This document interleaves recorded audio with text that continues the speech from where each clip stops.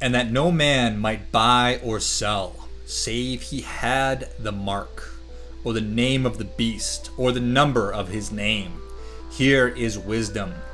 Let him that hath understanding count the number of the beast, for it is the number of a man, and his number is 666. Welcome to the 666th episode of the Money Savage podcast. A lot of people out there probably steer away from, try to avoid the number 666, much in the way that people try to avoid placing a number 13, a 13th floor on a building, or whatever it might be. Not us, no, we steer directly into it. In the spirit of number 666, which I think that we all commonly know is the number, the sign of the devil, the beast, Mephistopheles, all of those names. I probably should have come up with a more exhaustive list. You get the idea. I thought, well, what are some of the most, just the worst things in the world right now? Some of the worst stuff going on. What jumps to mind for probably everybody? COVID-19, number one. Murder of George Floyd, potentially number two. All the civil unrest, the racial tensions in the United States, which hopefully over the long term will all prove to be incredibly positive, as hopefully it brings us closer together as Americans and as human beings, as earthlings, brings everybody closer together. You can think about things like murder hornets, who we seem to have dodged the bullet on murder hornets, but wait till tomorrow. And there's a lot of awful things. I think social media is pretty awful. But I think really what comes to mind, if I had to point my finger and say this is the worst thing, the Fifth Estate, the news media. You are the worst. Worst thing in the United States, certainly, but probably all over the world. You do more to sow divisiveness than you do to bring people together. I think if you were just capable of bringing straightforward information to people like you used to, we'd be way better off. But instead, divisive, maddening. So, shame on you, news media. And for episode 666, you are the worst. All right. So, if the devil were the CEO of a company today, what would that company be? And if you were thinking back to that whole news media thing, you might currently think that the devil is the CEO of one of those companies, depending on what side of the aisle or what side of what kind of political affiliation or whatever your perspective on that might be. Did a little bit of research. I Googled or Binged or whatever, worst companies in America. And it came up with a pretty good list from 247wallstreet.com, America's most hated companies. And a couple of my favorites were on there, and I'll let you know which ones they are. But here's what they came back with. Number one was Facebook. Fair. Number two, WeWork. Yeah. Number three, Pacific Gas and Electric, Purdue Pharmaceuticals, Boeing, Frontier Communication, the Houston Astros. Cheated at the whole World Series thing. Wells Fargo. Yeah. Johnson & Johnson. And then Juul. The wonderful folks who are bringing us the frickin' vape things. And then making them in so many delicious flavors. As if we did not need, as if the technology of smoking or vaping wasn't good enough on its own to hook 14, 15-year-olds and 16-year-olds. We need to make them frickin' bubblegum flavor or flavors that I'm not even aware of. So, shame on you, worst companies in America. And is it again possible that the devil could be the CEO of one of those companies or even all of them? It's possible. It's not impossible. Not impossible. And then I thought, what if the devil designs something to really screw us up? What would that be? Let's take a second and think about that. The devil designed something to really screw us up. Imagine that conversation between God and the devil back with Faust. They're having the conversation. They were trying to corrupt the uncorruptible person. What tool, what would the devil use to screw up everybody today?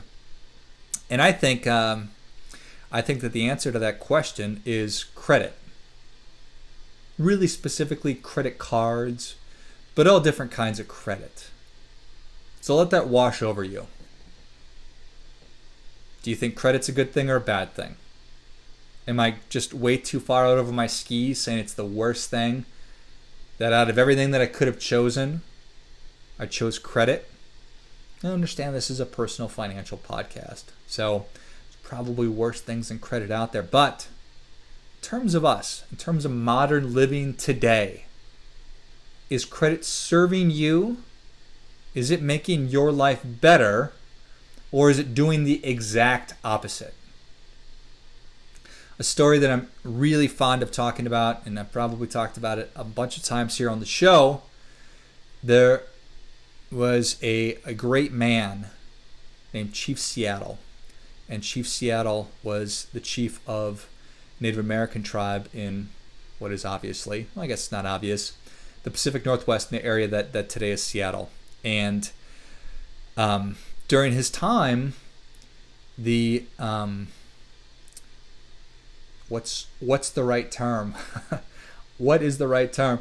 The non-Native Americans, the white people, came to Chief Seattle and said, "Hey, we would like to purchase your land from you, or a portion of your land from you."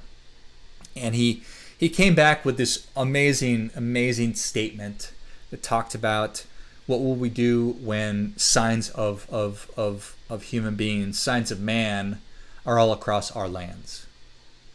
It will spoil the natural beauty. It will fundamentally change the face of the earth. And he was certainly right, because it has done that, and it did do that. But what he, the phrase that always really resonated with me was, that's the day that you stop living and you start surviving. And that's what credit is. Once you go into debt, you become indebted, that is the day that you stop living and you start surviving. You start working for money to service the debt that you've taken on. And there's no worse example of this than looking at student loans and student loan debt. The credit that we've extended to young people and allowed them to go into debt tens of thousands, hundreds of thousands of dollars for an education.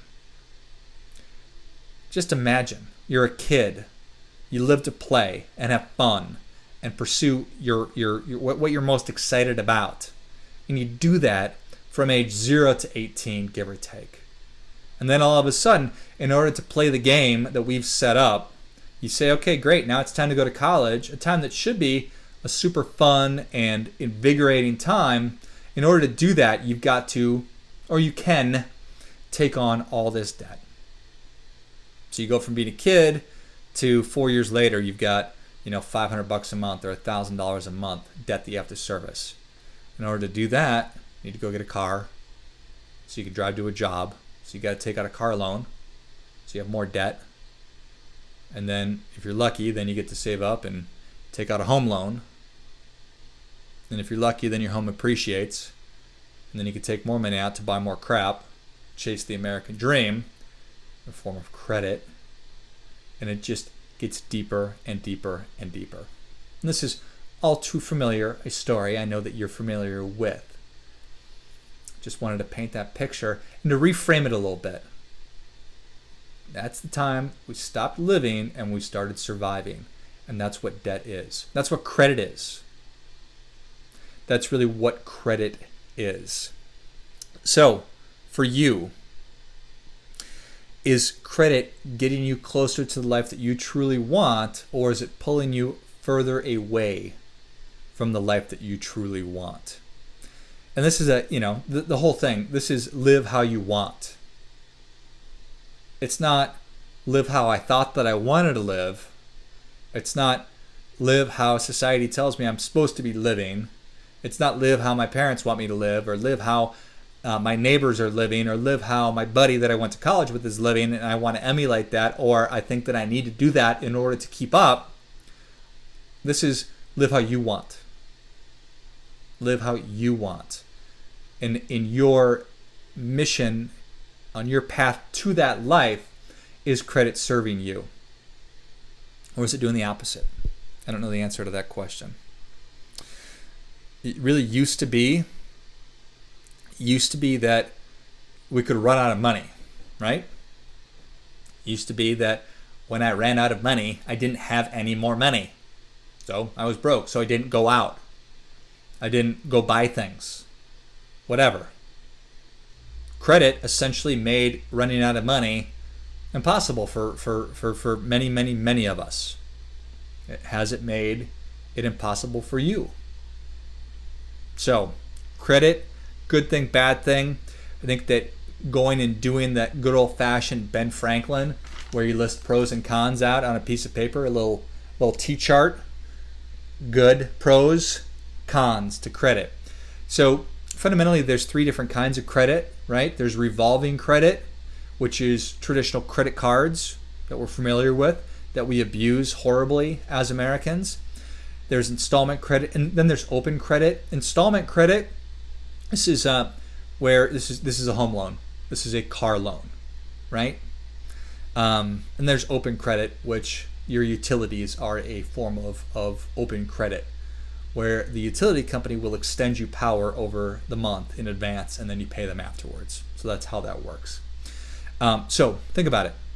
Let's just think about the good potentially. And these are all, I mean, it's not good or bad. This isn't right or wrong. These are good or bad. I'm just asking for you to think about if it's good or bad for you, if it's a pro or a con. Is a home loan a good thing or a bad thing? For me, I put this on the good category, but it doesn't necessarily need to be. A business loan, like a small business administrative loan, then yeah, I don't know the numbers on how those actually shake out, but that seems like a pretty good thing. Credit being used for good instead of evil. And a business line of credit that allows people to make payroll and to grow their business. I see those as constructive and positive uses of credit potentially. Now let's get to the bad. Student loans, awful. A burden, a debt burden we've inflicted upon young people. And I guess you could say, let me add to my list of awful things, higher education. Yep, you're on the list. How you've inflated and increased tuition costs and taken advantage of the availability of credit. Shame on you. Same as the news media. Credit cards, obviously a bad thing. If you're a point person and you pay your credit cards off every month, awesome. Then you're using the power of credit for good instead of evil. Too many of us are not. Personal loans, payday loans, some of the worst things in the world. Totally throw that up with social media, the news media, and higher education. Payday loans, ugh, awful. Predatory uses of credit, and any kind of store credit, let you make a determination on that. So for me, going back to this, I really do believe that that credit is one of the worst things that's been inflicted upon us as a culture. Maybe I haven't thought it all the way through, but I feel like I've made my case. So hopefully that gets you thinking a little bit. I hope that it does. And food for thought on all of it. I think that there is certainly a percentage of the population, a percentage of us Americans who are able to responsibly use credit consistently. And if you are, well, then that's great. But I also know that there's a massive amount of people out there who are not. and who credit is pushing them farther away from the life that they want versus bringing them closer to it. And certainly young people, college-aged people, people in their 20s, I do not think that they are getting closer to where they want to go via credit. So if you are a parent, if you've got kids, be the grown-up, be the adult in the room, and help coach them through the process of whether or not it makes sense for them to take out student loans or not. There are a lot of resources for that. Since I shared with you the Chief Seattle story, which is one of my favorites, I wanted to close with another one of my favorites. Back a long time ago, Hernando Cortez showed up on the shores of the Yucatan Peninsula, and his goal was to steal the vast treasures of gold from the Mayan people. He had heard stories, legends, and lore about golden cities and more treasure than you could possibly imagine. And for centuries, hundreds, thousands of men and women, probably just men back then, had attempted to come and steal that treasure from the Mayans. All unsuccessful. So here's Cortez. He shows up, 100 men, 15 ships, something like that. And those men swiftly brought about the conquering of the Mayans. How? How was he able to do that? The story goes as such. As Cortez, as they were about to go into battle, he gathered his men up for one final talk and uttered the words that forever changed the course of history. "Burn the ships," he said. "Burn the ships." First, his men said, What are you, crazy? How are we going to get out of here?"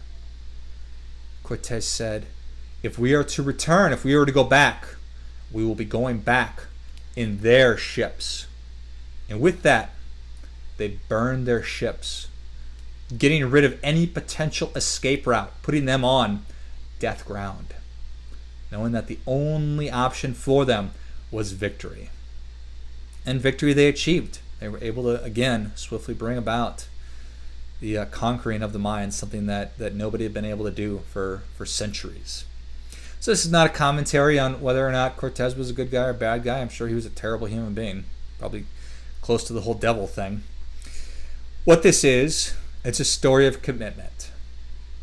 Is credit getting you closer to the life that you want, or would living debt-free, would that be the lifestyle that would truly bring you closer to living the life that you want?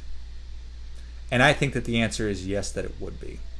I think that the answer of living debt-free, not using credit, would in fact get you closer to the life that you want, being a happier person. So, think about it. And remember, the only way to live how you want is to know how you want to live.